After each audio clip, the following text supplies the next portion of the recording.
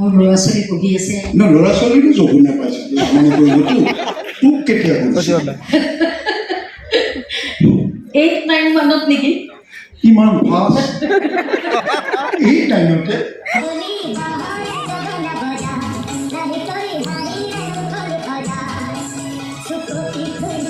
টাইমৰ পিছৰ চিন্তুৱে মোৰ তেতিয়া 25 বছৰ আগৰ মানুহে বাথৰুমত যাব তাতে চিগাৰেট খাব লেকচাৰ মাৰিব হেন তেন তেন মোৰ চিন্তু কোনেও দেখা নাপায়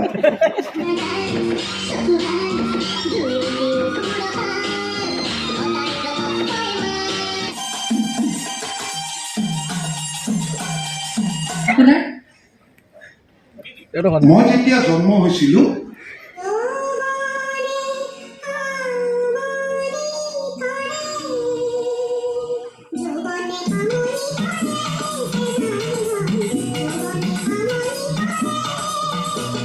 লক্ষ্মীনাৰায়ণ ফিল্মছৰ বেনাৰত নিৰ্মাণ হোৱা যৌবনে আমনি কৰে বোলছবিখনৰ ৰূপালী জয়ন্তী শ্ৰীমন্ত শংকৰদেৱ আন্তৰ্জাতিক প্ৰেক্ষাগৃহত নমস্কাৰ বন্ধুসকল এটা নতুন ভিডিঅ'লৈ আপোনালোকক স্বাগতম জনালোঁ আজি নৱদা আৰু মই আহিলোঁ ৰূপালী জয়ন্তী বৰ্ষ অনুষ্ঠানলৈ বহু বছৰ আগতে অসমীয়া চিনেমা উত্থান পতন আছিল গতিকে তেতিয়া চিনেমা চাবলৈ ৰাইজ অহা নাছিলে দৰ্শক অহা নাছিলে কিন্তু সেই সময়ত 1998 চনৰ 12 জুনত মুক্তি পাইছিলে যৌবনে আমনি কৰে আৰু যৌবনে আমনি কৰে প্ৰযোজনাৰ পৰিচালনা কৰিছিলে অশোক কুমাৰ বিষয়ে আৰু সেই ছবিখনে অসমীয়া ছবি জগতত নতুন এটা ৰূপ দিছিলে মানে আকৌ ছবি জগতটো উঠাই আনিছিলে বহুত সপ্তাহ চলিল বুলি আমি গম পাওঁ আৰু আজি এই অনুষ্ঠানটো আমি উপভোগ কৰিবলৈ আহিছোঁ আহক আপোনালোকো উপভোগ কৰক কৰিলোঁ 25টা বছৰ কেনেকৈ পাৰ হৈ গ'ল ক'বই নোৱাৰিলোঁ খুব আৱেগিক হৈছোঁ সেই স্মৃতিবোৰে আমনি কৰিছে বিশেষকৈ অজানদালৈ খুব মনত পৰিছে মই অকণমান আগতে কাৰোবাক কৈ আছিলোঁ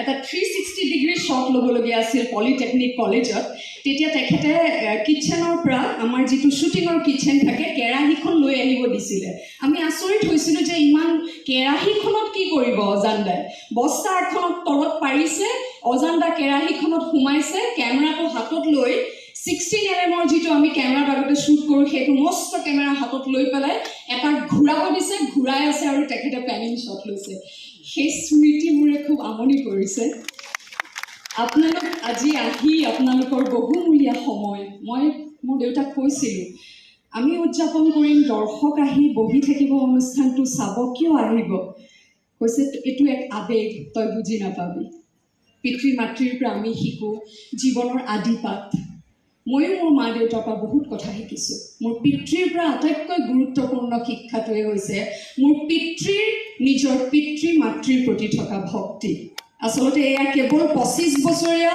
যৌবনে আমনি কৰাৰ উদযাপন কৰাৰ অনুষ্ঠানে নহয় লগতে মোৰ ককা প্ৰয়াত ক্ষীৰদাকান্ত বিষয়াদেৱৰ জন্ম শতবাৰ্ষিকী চলি আছে গতিকে মোৰ দেউতাই হয়তো ভাবিলে একেলগে এনেকৈ উদযাপন কৰোঁ নিজৰ পিতৃৰ জন্ম শতবাৰ্ষিকী আৰু প্ৰথমখন ছবিৰ চিলভাৰ জুবলি অসমীয়া ছবি জগতৰ এক মাইলৰ খুঁটি হৈ থকা এখন ছবিৰ ৰোমন্থন আৰু লগতে উদযাপন আমনি কৰে আচলতে সেই যে অসমীয়া চিনেমাৰ নচলৰ এটা যুগ সেই যুগত যেতিয়া যৌবনে আমনি কৰি ৰিলিজ কৰিছিলে ই এক নতুন আলোড়নৰ সৃষ্টি কৰিছিলে আৰু আৰম্ভ হৈছিলে নতুন অসমীয়া বনোৱাৰ এক নতুন কুচকাৱাজ আচলতে অসমীয়া চিনেমা বহুত বছৰৰ পৰা যুঁজি আছে আৰু ভাল হয় আৰু তলে যায় আৰু ভাল হয় আৰু তলে যায় এনেকুৱা যেন এটা তৰংগৰ নিচিনা হৈ আছে সেই তৰংগত যেতিয়া শিখৰটো পোৱা যায় সেই শিখৰটো মোৰ এতিয়াও মনত আছে যে এবাৰ যৌবনে আমনি কৰি পাইছিলে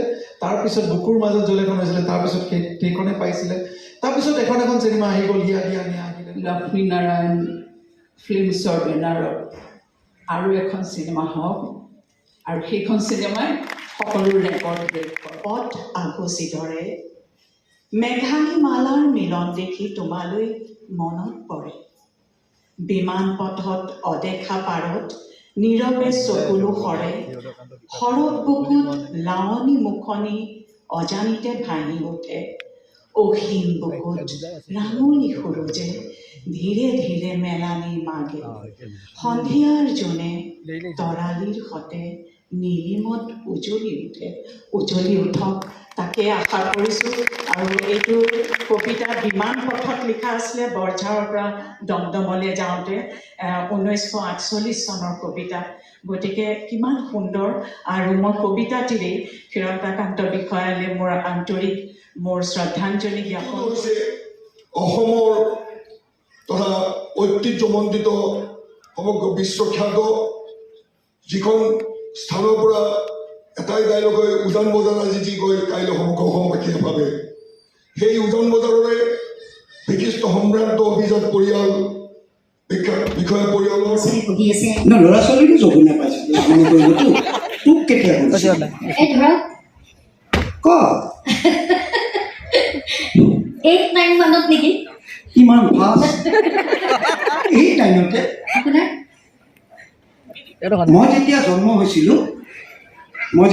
হৈছিলোঁ তেতিয়া বোলে বাহিৰত দেউতা দাদা এনেকৈ পেহা পেহীহঁত আছিল। ডাক্তৰে বোলে সুধিছে কি হ'ল, ডাক্তৰক সুধিছে দেউতাই ল'ৰা হ'ল নে ছোৱালী হ'ল। বোলে সাংঘাতিক কিবা এটা হৈছে। বোলে কি হৈছে, বোলে জন্ম হৈয়ে নাৰ্ছক আই লাভ ইউ বুলি কৈছে। এতিয়া সেই নাৰ্ছগৰাকী আছেনে? আছে, সেই তেতিয়াই যি কমাত গ'ল এতিয়ালৈকে কমাতে আছে।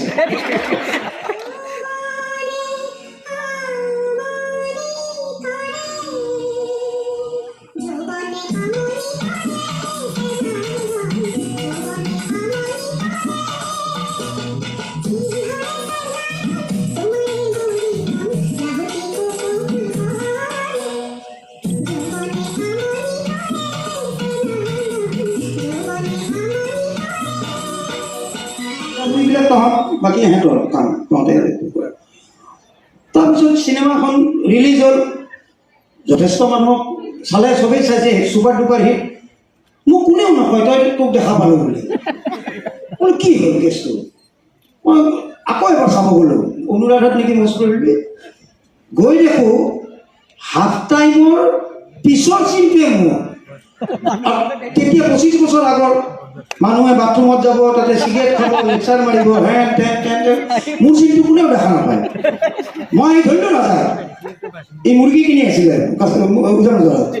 ধৰিলোঁ মই শুনচোন, আচ্ছা তই যে মোৰ চিনটো তাতে লগালি মোকতো মোক কোনেও দেখাই নাপালে। সি উত্তৰটো দিছে তোৰ নিচিনা থাৰ্ড ক্লাছ এক্টৰ এটা যে মই এক্টিং কৰিব সুবিধা দিছোঁ ধন্যবাদটো দে। মই বোলো সেইটোও হয়। প্ৰয়াত শম্ভু গুপ্তাদেৱৰ হৈ মঞ্চলৈ আহিবলৈ অনুৰোধ কৰিছোঁ।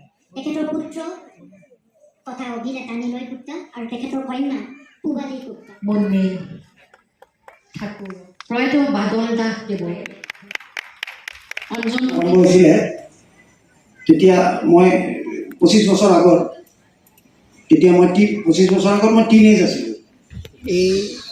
এতিয়া মই ডেকা ল'ৰা। তেতিয়া খুব নাটক টাটক কৰোঁ, চবেই হাঁহে মোক, কি নাম দিছে এইখন, বেয়া চিনেমা নেকি, কি যৌৱনে আমনি কৰে, তেনেকুৱা চিনেমাৰ নাম নেকি। শ্বুটিং হৈ গ'ল, মাৰ্কেটত ওলাই গ'ল যে এখন সাংঘাতিক ছবি হৈছে, সৰু সৰু ল'ৰা ছোৱালীবিলাকে সুন্দৰ অভিনয় কৰিছে। তাৰপিছত আৰু বাৰিষা, আকৌ সেই চাম, আকৌ ফেট তুলি উঠিছে, যে নচলেই হ'ল। সেই ভৰ বাৰিষাত অসমীয়া চিনেমা চলে নেকি, নচলে।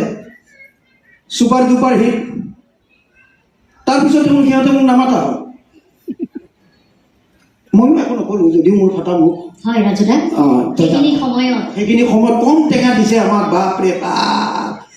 মানে আৰু যি নহওক বাৰু গাঁৱৰ ৰাইজে বাছ লৈ লৈ আহিছে, সেই দৃশ্য দেখি আমাৰ সঁচাকৈ চকু পানী ওলাই গৈছে।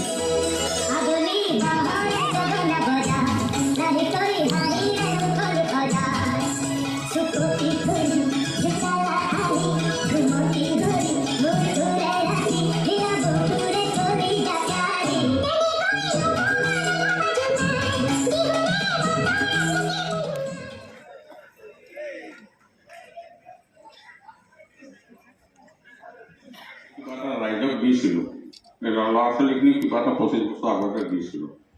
মইনো এতিয়া কি দিম আৰু।